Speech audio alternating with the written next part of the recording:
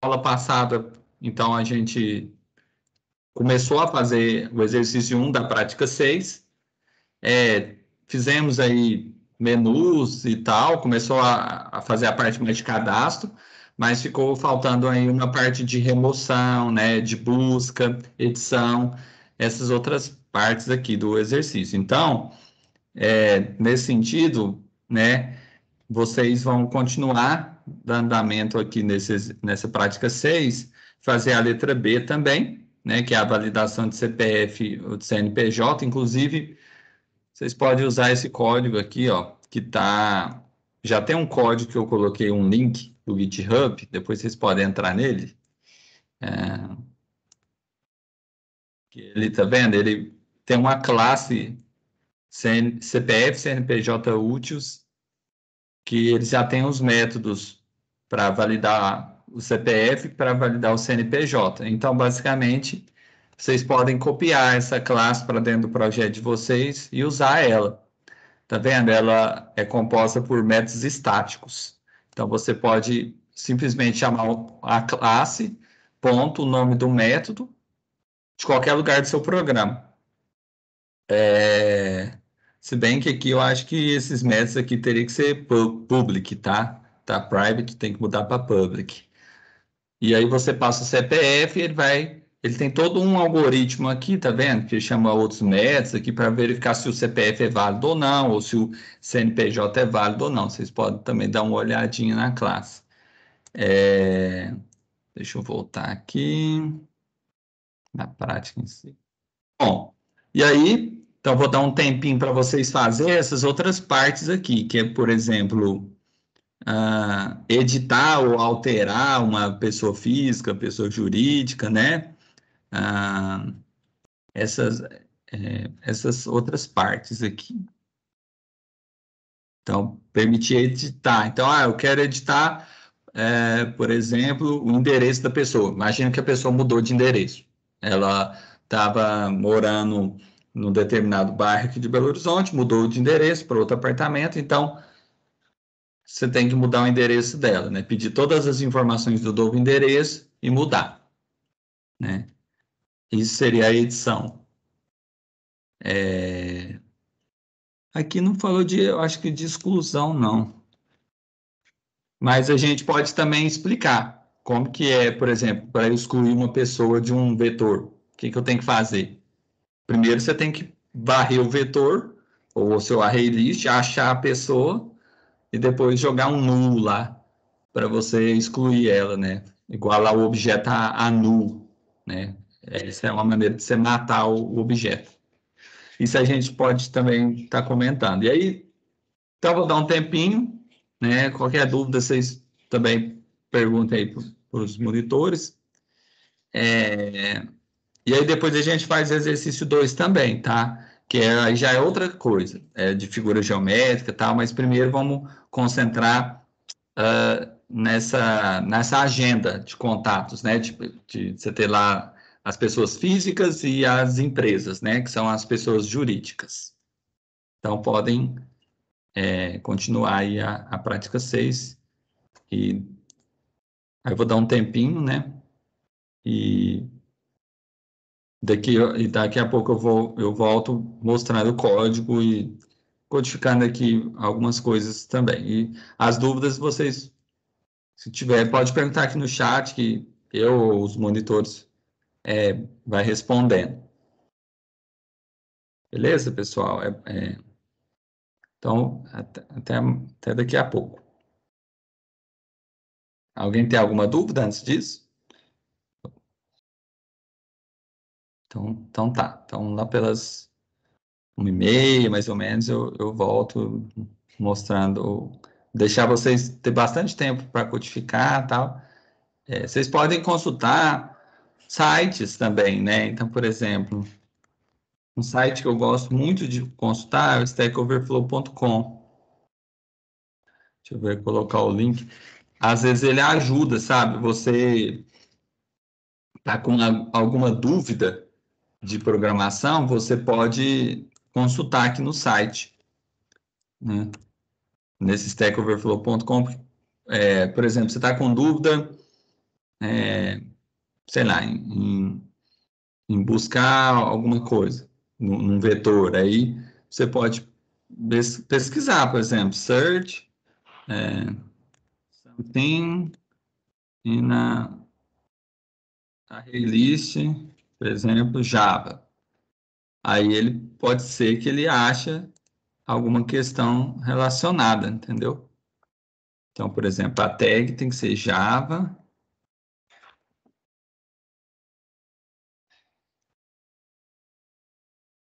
Ver aqui que ele pega só Java, por exemplo, post Java e ask a question, por exemplo. Ah, não, isso aqui é para responder. add object array list. Vamos ver se tem. Na verdade, você pode pesquisar no próprio Google também. add something array list Java. Aí ele já geralmente você pode pegar os links do Stack Overflow, ó. Adding to an array list Java. Então, aí ele tem lá um exemplinho de código. Olha, eu tenho que criar uma array list assim, para eu adicionar, eu dou um addall lá. Ou eu posso adicionar, eu crio uma array list lá e vou dar um add nesse array list, com algumas strings aqui que ele declarou na questão, na pergunta. Enfim, eles têm alguns exemplos assim que vocês podem encontrar. Inclusive, se você ir no Google e colocar site, stack overflow.com, ele vai consultar, por exemplo, você faz uma pergunta em inglês que você queira, que você não está entendendo, e põe site, stackoverflow.com, que aí ele vai fazer o quê? Fazer uma busca dentro do stackoverflow.com. É um parâmetro de busca do Google. Então, você configura o Google para buscar dentro do stackoverflow.com sobre a sua query, ou seja, a sua dúvida de programação. Então, igual aqui ele vai ensinar, ó, how to append elements at the end of a array list. Aí, ó, a minha query é adicionar alguma coisa no array list no Java. Eu quero pesquisar dentro do stackoverflow.com. Então, aí o próprio Google pesquisa lá dentro do Stack Overflow se tem algum post relacionado. E aí ele me trouxe vários, tá vendo? How to append elements at the end of a array list. Aí você pode clicar e aí ele até pode traduzir aqui, tem um plugin para traduzir para português, se vocês precisarem. E aqui ele ensina, por exemplo, como adiciona elemento, como remove, como limpa uma array list, que é dar um clear, tá vendo? Então, isso vocês podem fazer também. E também pode consultar a gente aqui, tirar dúvidas aqui no chat, perguntar para os monitores e tal. Só que essa query aqui, pessoal, só lembrar de escrever ela em inglês, tá? Em colocar esse site, stackoverflow.com, que é o parâmetro de busca que você especifica para o Google, para buscar só dentro do site stackoverflow.com. Professor, Oi? na hora da gente criar o atributo aqui do CNPJ de inscrição estadual, você acha que a gente faz com string ou com int? Como é que é essa inscrição? Eu não sei. Então, essa inscrição estadual, o CNPJ, ele é um número, acho que de, não sei se é 11 dígitos, então quando ele fala, provavelmente você vai ter que, inscrição estadual, eu acho que é a mesma coisa que razão social, tem a ver, assim, com o nome fictício da empresa, eu acho, tem que ver se é isso mesmo. Mas eu sei assim, o CNPJ é um número grande lá, que tem que ser string, porque eu acho que são 11 dígitos, pode ter ponto, pode ter tracinho, né? Até se você pesquisar o CNPJ, sei lá, de alguma empresa, é um número grande, né? CNPJ, por exemplo, CNPJ, sei lá, da Receita Federal, vamos pensar aqui. Não, vou pegar uma empresa mais. CNPJ dos próprios CFF. Vamos ver. Tem que fácil. Aqui. Aqui é o CNPJ do Cefet, ó. Toda empresa tem um CNPJ, seja ela pública ou privada. Então, por exemplo, o CNPJ, ele tem lá, é um número desse jeito, tá vendo? Ele tem barra, ele tem tracinho, ele tem ponto. Então, por isso, é melhor usar string aqui. Agora, razão social é o nome que eu não tenho que conferir se razão social e inscrição estadual é a mesma coisa, mas eu sei que razão social ou nome fantasia é o nome fictício da empresa. Então, por exemplo, toda empresa, quando você passa o cartão, seu cartão, você faz uma compra, por exemplo, no Supermercados BH. Quando você passa o cartão, às vezes ele dá outro nome. Assim, que seria tipo, é o que sai no seu cupom fiscal. É, então, né, geralmente é às vezes outro nome, é um nome fantasia que eles falam, um nome fictício. É o que sai naquela notinha quando você passa o cartão e é o cupom fiscal da empresa. Então, às vezes a empresa se chama Americanas, mas o nome fictício dela é B2W Companhia Digital, por exemplo, entendeu? Não é Americanas.com. O nome da empresa é Americanas.com, mas a razão social ou nome fantasia seria B2W Companhia Digital, sei lá, alguma coisa assim, entendeu? Então é mais ou menos nesse sentido. Então, e aí, respondendo a sua pergunta, deveria ser string também, em vez de int. Fechou, professor. Obrigado. Bom, tranquilo, pessoal. Vai, vou dar mais um tempinho, então, continuo concentrando aí no exercício 1 e depois a gente vai mostrar algumas coisas de código também. Então, até mais.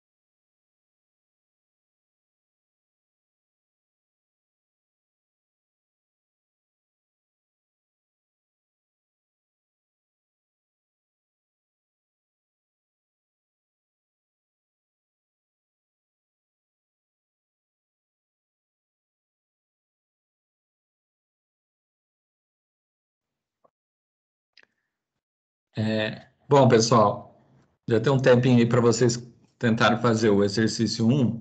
Eu vou pegar aqui e dar alguns exemplos, assim, como que vocês poderiam fazer para alterar, né, o- alguma informação da pessoa, ou para excluir, né? Então, deixa eu mostrar aqui um código para vocês e explicar um pouco dele.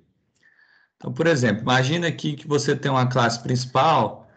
Nesse caso aqui, digamos que eu optasse por ter duas listas diferentes, em vez de usar herança. Eu tivesse uma lista de pessoa física e uma de pessoa jurídica separada, por exemplo, tá?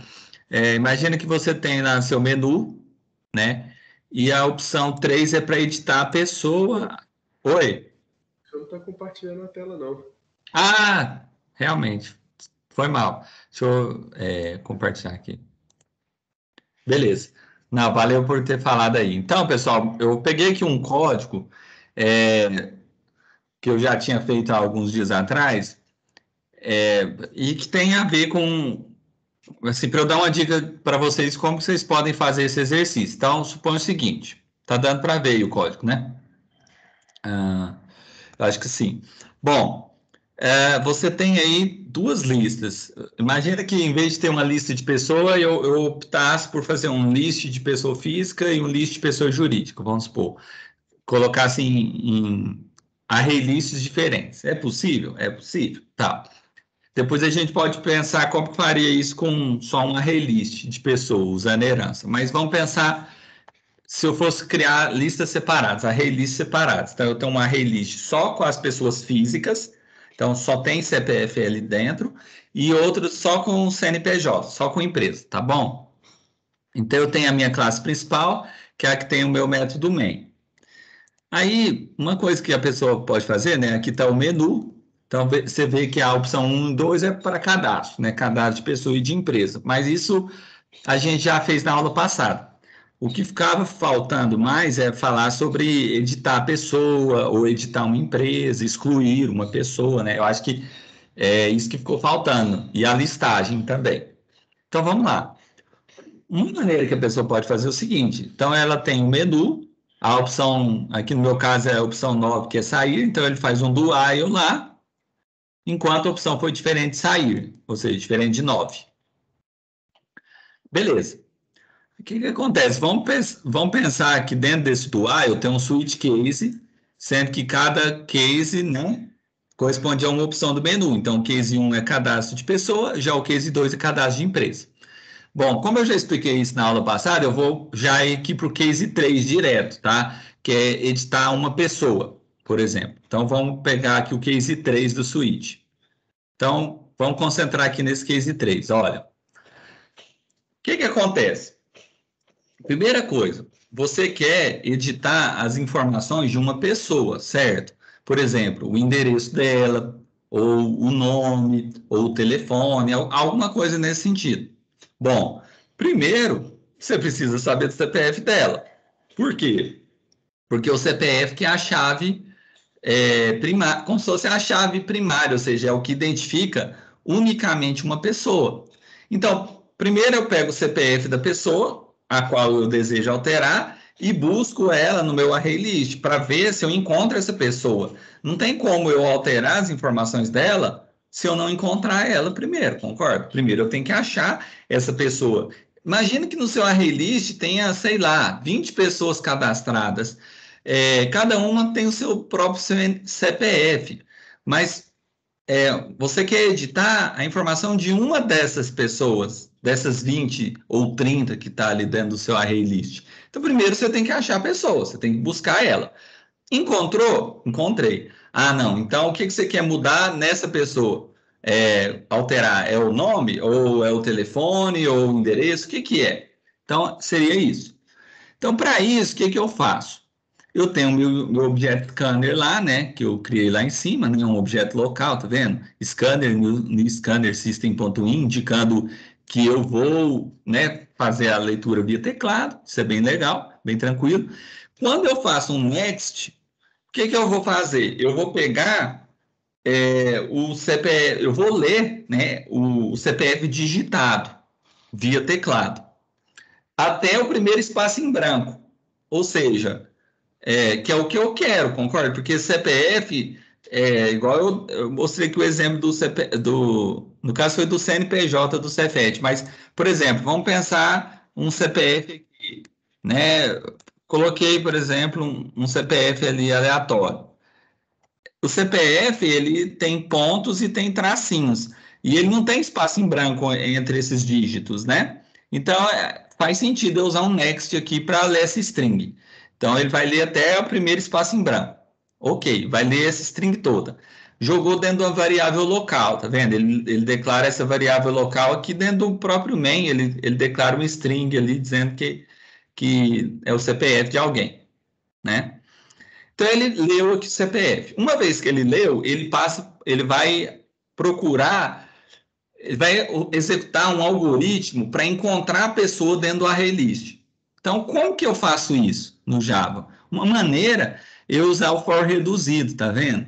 Eu posso fazer o seguinte: para toda pessoa física dentro do meu array list, eu faço um if aqui dentro para ficar comparando CPFs das pessoas que estão lá no array list, dentro do meu array list de pessoa física, com o CPF digitado pelo usuário, ou seja, pelo usuário da aplicação. Então, aqui eu chamei de temp porque é um objeto temporário, ou seja, a cada vez que eu itero sobre esse for, ou seja, que eu estou aqui dentro de um loop, concorda? Eu estou varrendo, né, o meu array list. O meu array list chama agenda pessoa física, tá vendo?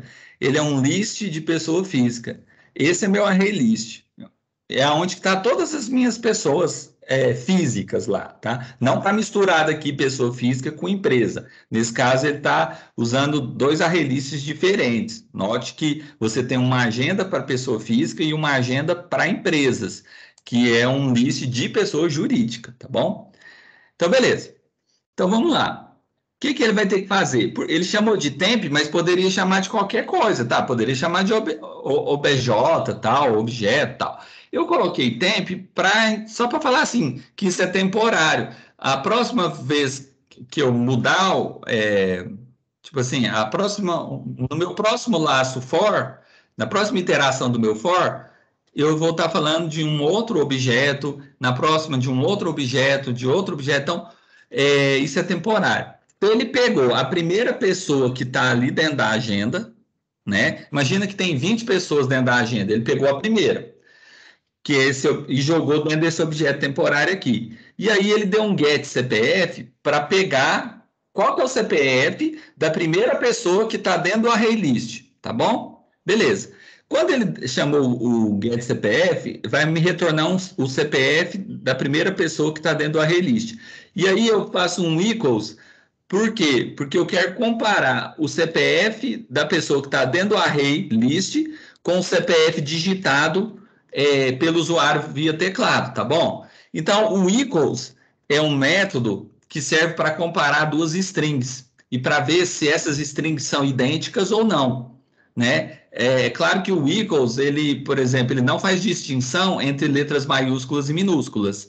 Então, para uma string ser idêntica à outra, além de coincidir o nome, né, das strings ser o mesmo, ambas têm que estar ou em caixa baixa ou em caixa alta, ou seja, ou em letra minúscula ou em letra maiúscula. Tem que ser exatamente a mesma string. Bom, então eu usei o equals. Se for igual a essas strings, quer dizer que eu achei a pessoa, concorda? O que estava lá dentro do meu array list bateu com o que foi digitado via teclado pelo usuário.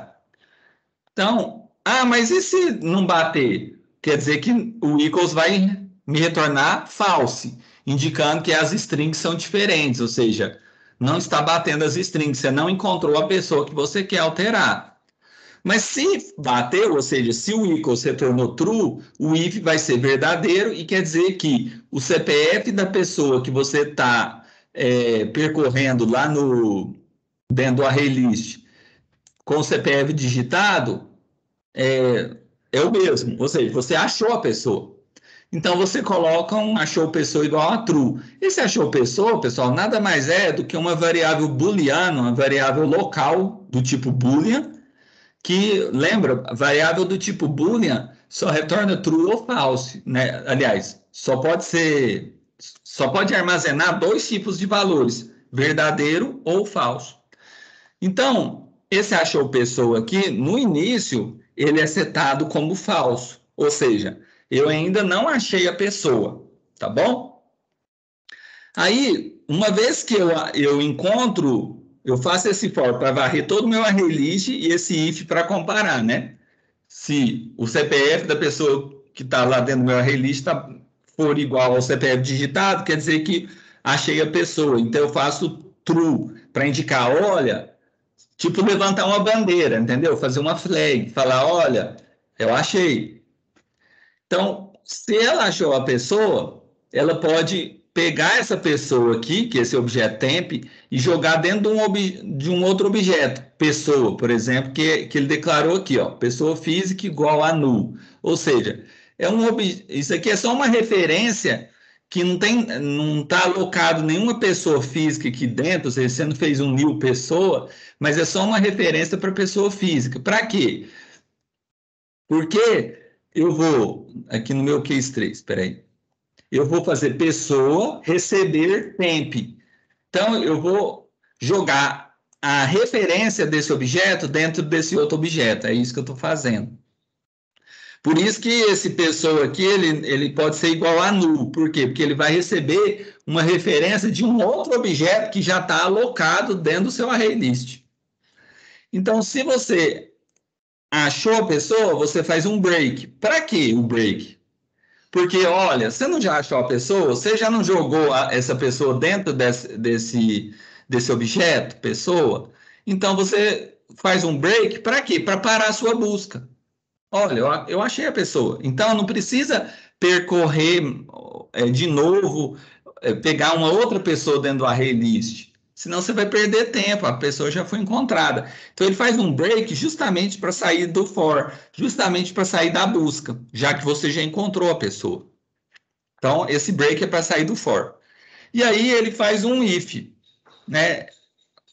Para testar. Olha, se eu achei a pessoa, eu chamo esse método. Se não, eu falo que, olha, por mais que eu percorri todo esse for aqui, eu não achei ninguém, achou pessoa continua sendo falso. Em nenhum momento ele entrou dentro do meu if. Então, se em nenhum momento entrou dentro do meu if, é porque essa pessoa não existe no sistema, concorda? Todas as pessoas que estão lá têm CPFs que não batem com o CPF digitado pelo usuário. Por isso que ele entraria no else nesse caso. Mas vamos supor que ele achasse a pessoa que ele quisesse alterar. Então ele vai chamar esse método, tá vendo, pessoal? Criar submenu pessoa. E aí ele passa os dois scanner e mais o objeto pessoa. Lembra que eu não vou ficar falando toda hora, mas esses dois scanners lá é justamente para aquele caso do next line lá que eu já expliquei, de pegar a linha toda, né? Por isso que eu crio para resolver o bug dois scanners. E aí eu passo aqui o objeto pessoa para esse método. Então, quando eu chamo esse método, ó, ele vem para cá. Ele recebe os dois scanners, os dois objetos scanner e a pessoa física. Então ele pergunta: o que você quer alterar aqui nessa pessoa?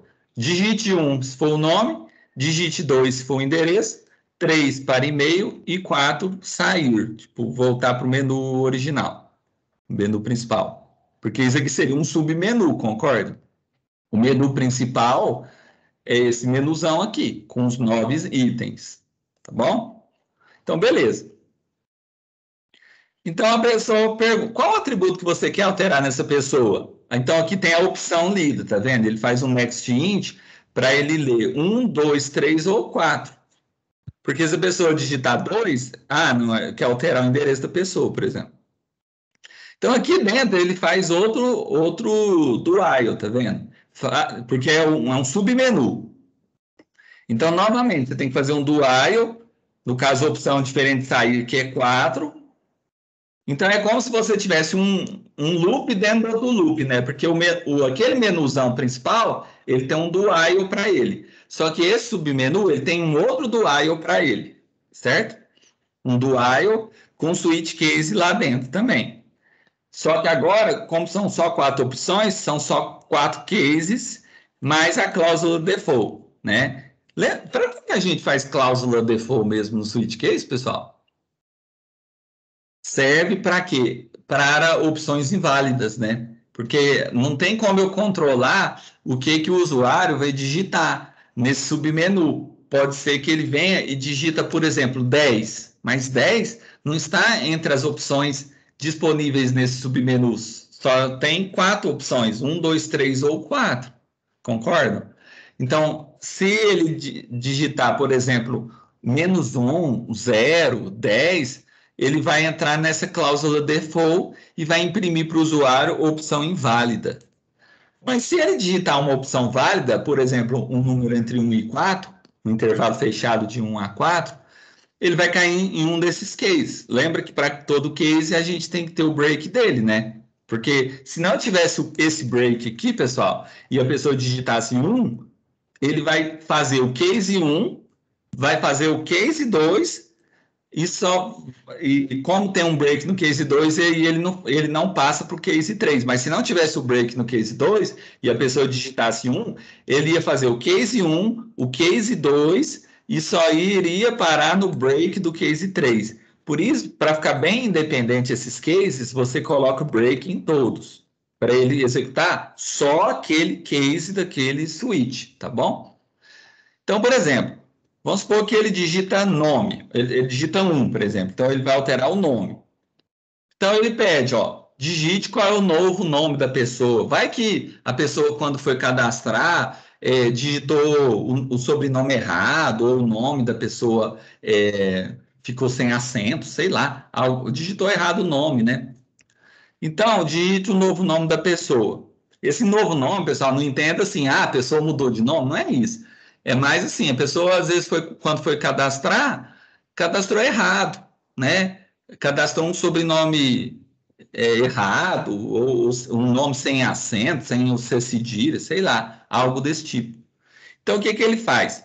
Ele pega o scanner, né, o segundo scanner aqui, e ele faz o next line. Esse scan 2, pessoal, que é o segundo objeto aqui, você só faz next line com ele.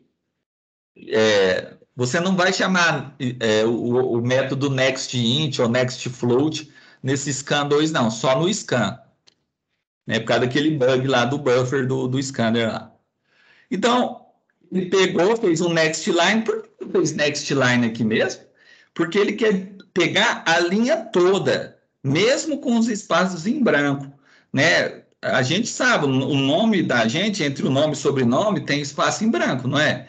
Então, se você quer pegar a linha toda, você tem que usar o next line, porque o next só pega até o primeiro espaço em branco. Então, ele só pegaria o nome da pessoa. Se você quer pegar o nome do meio, o sobrenome, tudo, você tem que usar next line. Então, ele pega o que foi digitado pelo usuário, joga dentro da variável nome pessoa e seta aqui, entendeu? Então, ele faz pessoa, set nome, e aí ele passa nome da pessoa. Ah, então isso que é alterar, Eduardo?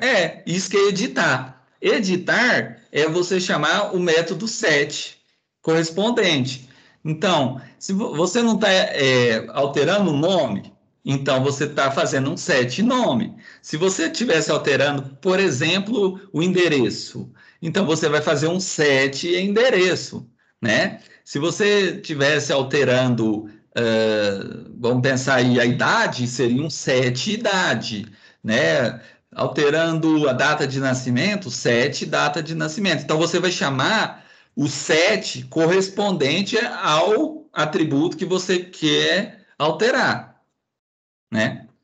Então é bem isso. Então, por exemplo, nesse caso aqui, o endereço ele não está como objeto, sabe? É que nesse exemplo aqui, nesse programa meu, o endereço está como string mesmo, né? Na aula passada eu expliquei para vocês como que eu faço composição de objetos, lembra? que eu posso colocar um objeto endereço, né? Deixa eu ver aqui se eu pego o exemplo aqui, como é que era. Dentro de pessoa física, na aula passada, eu expliquei, aliás, acho que é dentro de pessoa aqui, que você pode colocar um objeto e endereço dentro de pessoa, né? Mas nesse caso, nesse programa que eu estou explicando para vocês, é um outro código, onde o endereço está como string, entendeu? Aí, quer dizer, é um endereço mais simples, só que você está colocando só o nome da rua, número da casa, sabe? Só coisa simples. Mas se você quiser, por exemplo, o endereço mais completo, aí você vai ter que ter, dentro da classe, da superclasse pessoa, um atributo do tipo endereço, né? E aí, esse endereço vai ser uma outra classe Java separada, onde você vai ter todos os campos do endereço. Nome da rua, número, bairro, tá vendo? Cidade, qual é o estado. Inclusive, essa maneira é até melhor de fazer do que declarar o endereço como um string, vamos pensar assim, né? Mas voltando aqui no nosso código. Como o endereço está como string aqui, como que ele faz? É mais simples também, ó. Ele só faz o quê? Se ele digitar 2, ele entra no case 2. Digite o novo endereço da pessoa. Então, ele faz um next line.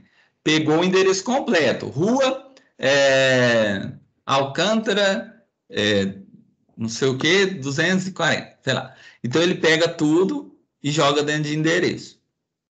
E aí, ele faz um set endereço e passa essa string. Aí, é isso. Agora, por exemplo, se fosse e-mail, de um novo e-mail, você tem uma variável. Tá vendo que essas variáveis são variáveis locais, pessoal? Do tipo string, ó, que fica dentro do método criar submenu pessoa. Então, eu declaro variáveis locais aqui dentro, para quê?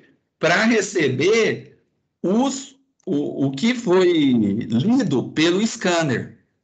Tá vendo que eu faço next line aqui, next line aqui, next line aqui? Beleza. Mas isso que foi lido com o scanner, eu tenho que jogar dentro de uma variável local.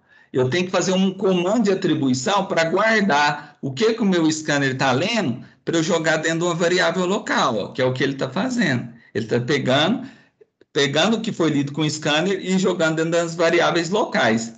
E aí, depois que ele pegou e jogou o novo e-mail aqui, que é o e-mail digitado, ele faz um set e-mail e passa um novo e-mail como parâmetro. Tá vendo? Do método 7,5.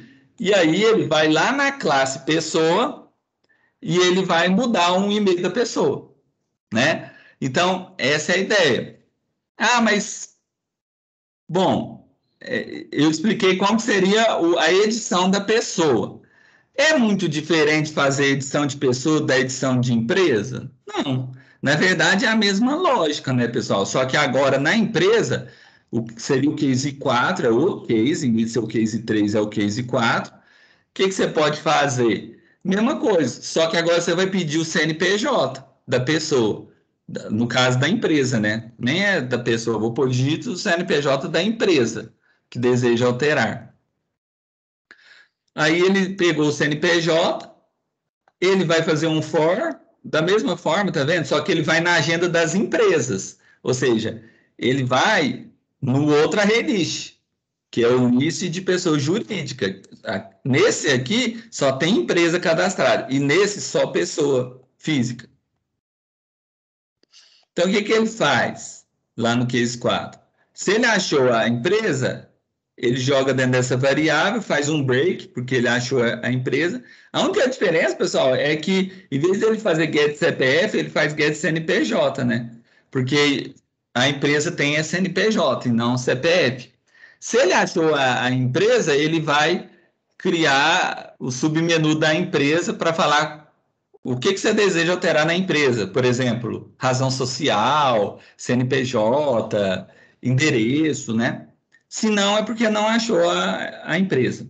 Então, é a mesma lógica de programação. O que você faz para a pessoa, você faz para a empresa, tá bom?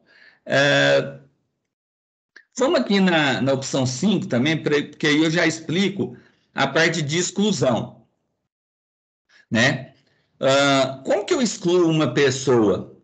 Né? Seria o case 5.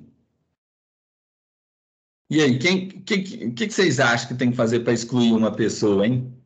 De um array list? Bom, eu já adianto para vocês, pessoal, que para eu excluir uma pessoa, não tem jeito. Eu tenho que achar ela no meu array list. Da mesma forma, para eu editar ela, primeiro eu tenho que achar a pessoa dentro do meu array list. Né? Aí, uma vez que eu acho ela, aí eu consigo excluir. Para eu excluir uma pessoa do array list, né, a gente usa um método chamado remove, né, do array list. O método remove é o responsável por excluir um objeto de dentro do meu array list. Então, uma maneira fácil de você fazer isso é o seguinte: você quer excluir uma empresa, ou, aliás, uma pessoa de dentro do seu array list. Então você pede, olha, me fala aí qual é o CPF da pessoa que você quer excluir. Aí você lê usando scanner, joga dentro dessa variável local, né, que é uma variável que está dentro do seu método main aqui, tá vendo? Você coloca uma variável local, CPF, por exemplo. Só lembrando, pessoal, que essa variável aqui, ela pode ser compartilhada, tá vendo? Em vários cases. Ó, tá vendo? No case 1 eu usei ela, no case 3 eu usei ela, no case 5 eu estou usando ela. É uma variável que pode ser tranquilamente sendo compartilhada entre os cases do switch. Agora, uma coisa que a gente não pode esquecer é que no final do meu método main, essa variável, ela morre, porque ela é uma variável local. Então, a variável local, quando o método termina de executar, ela morre, certo? Então, beleza. Então, vamos lá no case 5, né? Como que eu faço, primeiro, para eu encontrar essa pessoa dentro do meu array list? Uma maneira é usar o iterator, né? Porque o iterator é uma maneira que eu tenho para iterar dentro do meu array list, ou seja, para percorrer toda a array list. Então, como que eu faço? Eu peguei o CPF digitado, eu crio um iterator para o array list, tá vendo? Então, a agenda pessoa física é o meu array list, ó. Tá lá em cima. Vou lá para vocês verem. List de pessoa física, agenda pessoa física, new array list, tá vendo? Chama agenda pessoa física. Beleza, vamos lá no case 5. Quando você chama o iterator, você vai criar um iterator para aquele array list. Então, você chama iterator de pessoa física. Essa é uma outra maneira de você percorrer um array list. Ao invés de usar for reduzido, igual a gente fez aqui no case 3, ou seja, para toda pessoa física dentro de agenda pessoa física, outra maneira, se você não quiser usar o for reduzido, ou seja, do lado esquerdo colocar os objetos e do lado direito a sua coleção de dados, seu array list, do lado direito dos dois pontos, né? Se você não for usar o for reduzido, você tem que usar, para percorrer o array list, você pode usar o iterator, tá bom? O iterator é um padrão de projeto que permite você percorrer sua coleção de dados, ou seja, objeto por objeto que está dentro do array list.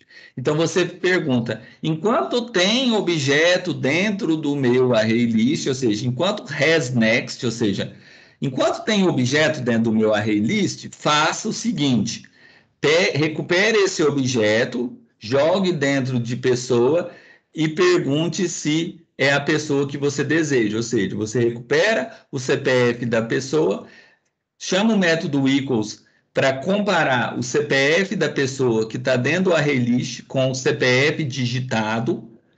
Se você achou, dá um break. Por quê? Porque você achou ela dentro do array list. Então, acabou a sua busca. E aí, basicamente, o que você faz? Você pega a sua agenda e faz um index of pessoa, né? O que significa isso, hein? Esse index of aqui, ele vai te retornar qual é o índice, ou seja, qual é a posição que a pessoa está dentro do array list. Então, qual pessoa? A pessoa que você se você achou ela, você deu um break aqui, não foi? Dentro do if.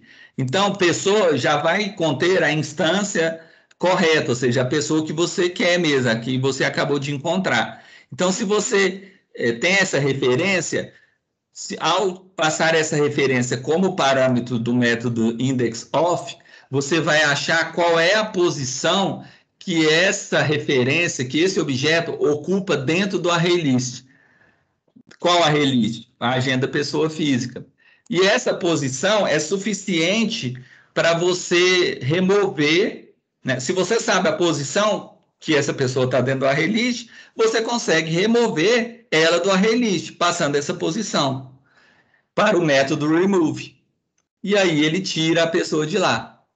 Exclui, arranca ela, vamos supor, no linguajar popular, né, ele arranca, né? Ele exclui ela, tira ela de lá do array list, tá bom? Ele remove.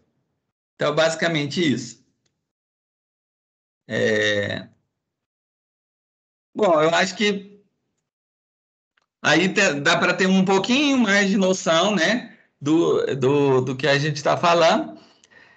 E só para terminar aqui, para gente, se você precisasse, por exemplo, listar todas as pessoas, é a mesma coisa que listar todas as empresas, só que você faz o quê? Você faz um for, por exemplo, aqui ele decidiu listar todas as pessoas. Ele usou for reduzido. Poderia usar iterator? Poderia, tranquilamente.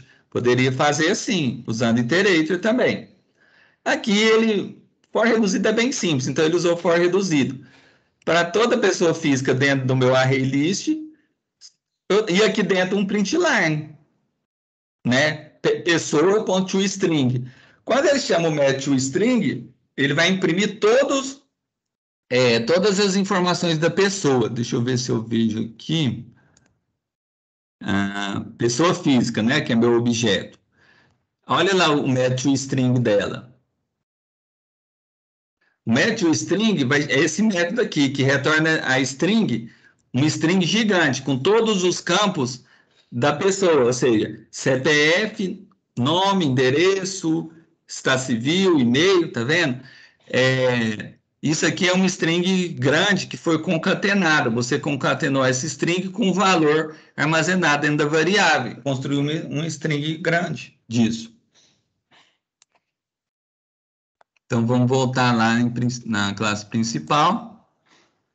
Ele imprime todas as informações de todas as pessoas que estão dentro do array list. Né? Ou seja, para cada pessoa imprime CPF, nome, data de nascimento, endereço, tudo. Como que eu faço para saber o número, quantas pessoas eu cadastrei dentro do meu array list? Eu chamo o método size, pessoal, do array list. Porque o método size me dá quantos elementos que estão dentro do array list. Então, é basicamente isso, tá bom?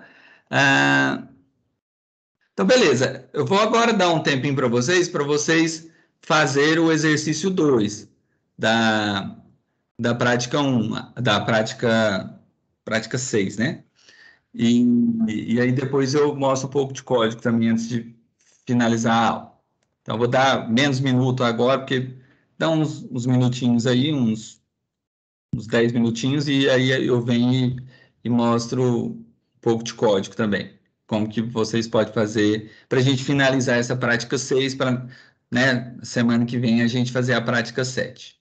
Então, concentre aí.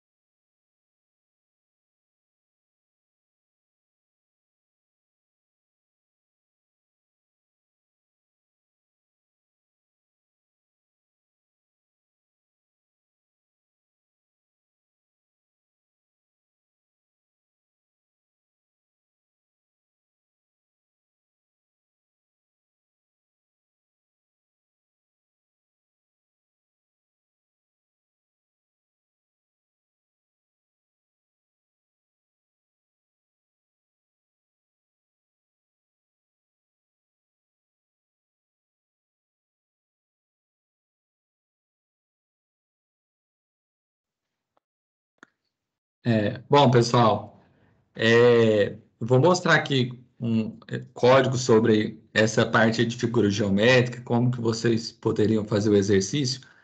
E aí eu vou explicando, eu acho que uma maneira assim, de dar um insight aí para quem ainda não visualizou como que poderia resolver esse tipo de problema. Vamos lá. Então, compartilhando aí com vocês, o que vocês poderiam fazer nesse exercício 2 da prática 6, né? Bom, uma coisa que você pode fazer é criar, por exemplo, a sua classe abstrata, né? Figura geométrica, e colocar, por exemplo, atributos protegidos. Por que protegidos? Porque atributos protegidos, eles podem ser visualizados e acessados diretamente nas subclasses de figura geométrica. Ou seja, quem estender figura geométrica tem acesso, por exemplo, ao nome, à cor da figura, se ela está preenchida ou não. Então, por isso que é bom declarar eles como protected, tá bom? Na verdade, não é que é bom, é importante, né? Porque se eles fossem private, já não teria acesso a subclasses, a esses atributos. Então, declara esse como protegido, coloquei lá o nome da figura, declarei uma constante π, né? Que, que no caso aqui é aquela constante matemática, né? Aquela 3,1445. Coloquei final, tá vendo? Para indicar que é uma constante. E falei que ela é double também. Beleza. A cor da figura, aí é um string, verde, vermelha, amarelo, tal.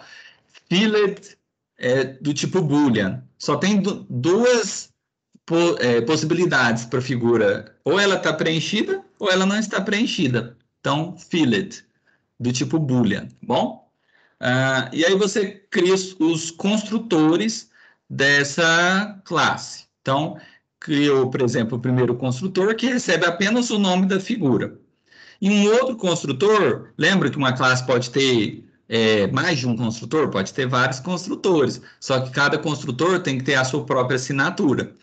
Então, esse aqui seria um segundo construtor da classe abstrata figura geométrica. Por que eu sei que ela é abstrata? Porque está escrito abstract aqui, na hora que eu declarei, né? Beleza? Bom, uma classe abstrata, só lembrando, não tem como eu fazer new diretamente numa classe abstrata, né? Isso é propriedade. Então, mas aí, beleza. Você, numa classe abstrata, você pode ter métodos abstratos e também métodos concretos. Métodos abstratos são métodos que não têm corpo, né? Então, por exemplo, calcular área e calcular perímetro são métodos abstratos. Por quê? Porque eles não têm definição, eles não têm corpo. Eles, tá vendo? Termina aqui no ponto e vírgula. Eu não tenho um abre e fecha chaves e implementando um calcular área ou calcular perímetro. Então, são dois métodos abstratos, né, que retorna double da classe abstrata figura geométrica.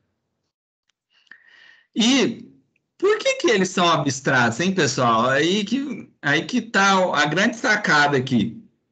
Eles são abstratos por quê? Porque cada figura tem a sua própria maneira de calcular a área e calcular o perímetro, né? Por exemplo, a maneira como eu calculo a área de um quadrado é lado vezes lado, né? Lado ao quadrado, que é diferente de eu calcular, por exemplo, sei lá, a área de um triângulo equilátero, que é bases vezes altura sobre 2, né? E o perímetro vale a mesma coisa, né? A soma dos lados do polígono. Então, o quadrado é 4 vezes o lado, do triângulo equilátero é 3 vezes o lado, né? Porque o triângulo equilátero ele tem os lados iguais. Então vale eu fazer 3 vezes o lado, né? Bom, e aqui o get cor, set cor, só métodos gets e sets, né? Para setar a cor da figura e setar se ela está preenchida ou não. Beleza. Aí eu vou lá e cria, por exemplo, a minha classe círculo, que é uma classe concreta. Tá vendo? Porque ela não tem a palavrinha abstract, ela é uma classe concreta. Todas as classes assim que a gente estudou, uma classe convencional, ela é concreta. Ou a classe é concreta ou ela é abstrata. Para ela ser abstrata, ela tem que ter o abstract. Quando não tem, ela é concreta. Então, a classe círculo é uma classe concreta, que estende uma classe abstrata, que é essa figura geométrica, que é a que eu acabei de mostrar para vocês.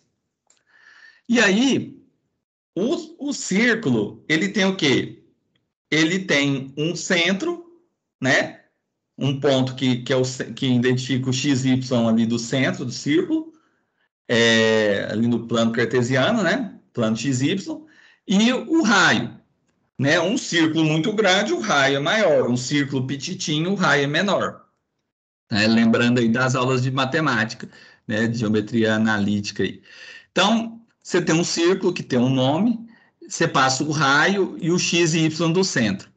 Olha que legal, nesse lugar aqui, ele faz um super aqui e chama o método construtor. E esse método construtor da superclasse, passando o nome da figura.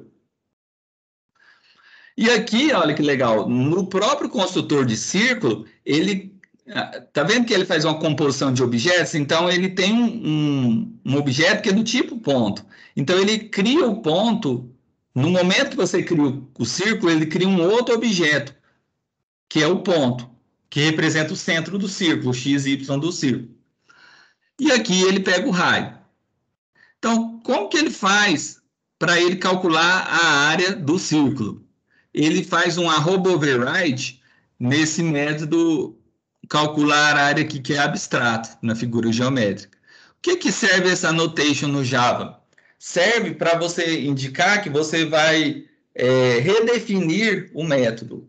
Então, você vai prover uma implementação para esse método. Como que calcula a área de um círculo? A gente não sabe que é πr ao quadrado? Então, π vezes raio vezes raio. E o perímetro do círculo é 2πr. Então, é 2 vezes π vezes o raio. Aqui é a maneira que você altera o centro e os get set. Para você, se você quiser criar um quadrado, beleza, você cria a classe concreta quadrado que estende figura geométrica. Toda figura geométrica que você for criar, figura 2D, né? Você vai estender a superclasse figura geométrica. Então, aqui ele criou o quadrado tem um nome, tem um lado. Aqui tem o get lado e o set lado.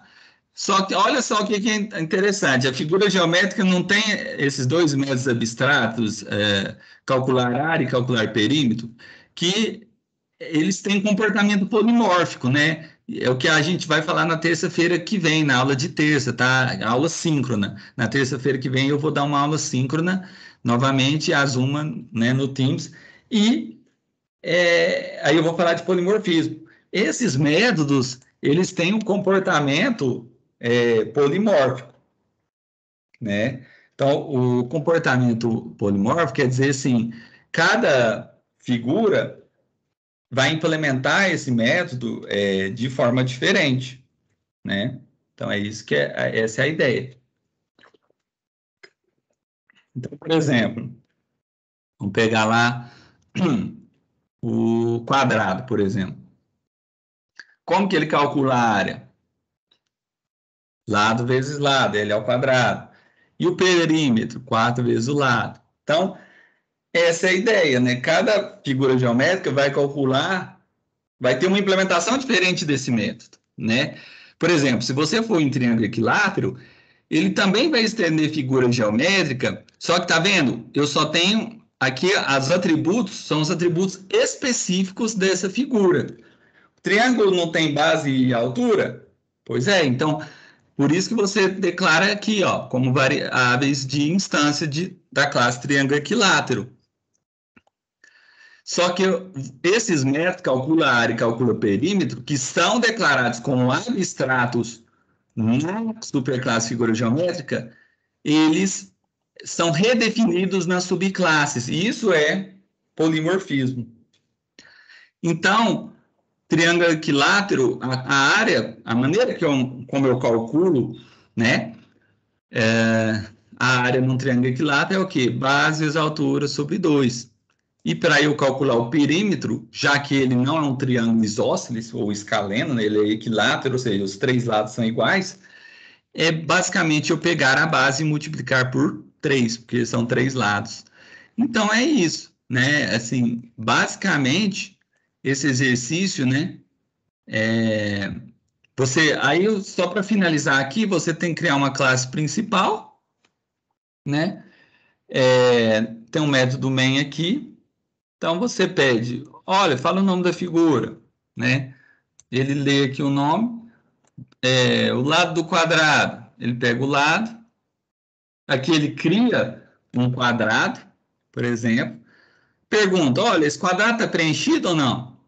Se sim, você digita, por exemplo, no terminal true.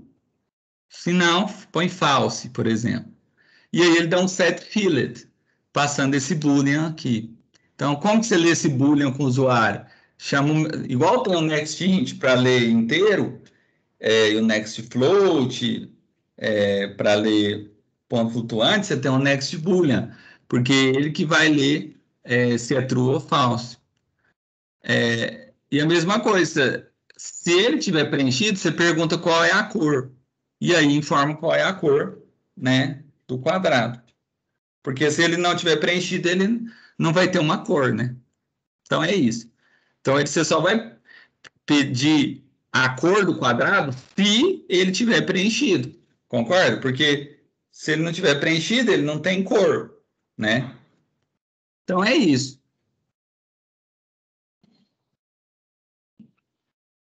Bom, então por hoje é só, pessoal. Então, bom final de semana a todos.